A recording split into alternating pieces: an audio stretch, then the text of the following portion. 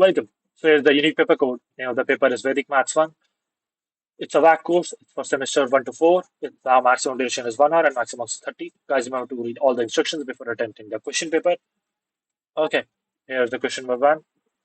Let me zoom it a little bit more for you guys so that you can easily see that. Okay, it's very difficult for me to read these. So you can just take a screenshot or see on the screen. Okay, so question number 2, a multiply this big huge number by 1 and its b part, divide this number by this and find out the quotient and remainder. Question number 3, find the cube of 98 and its b part, find the value of these fractions. As for question number 2, find an approximate value of root 2 using the concept given in the Bodhya's syllabus sutra.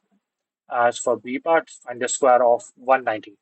Thank you. If you guys want any other PYQs of any other subject, do mention them in the comments and I will post them as soon as I can. And subscribe to my channel for more DU content and stuff. Bye for now.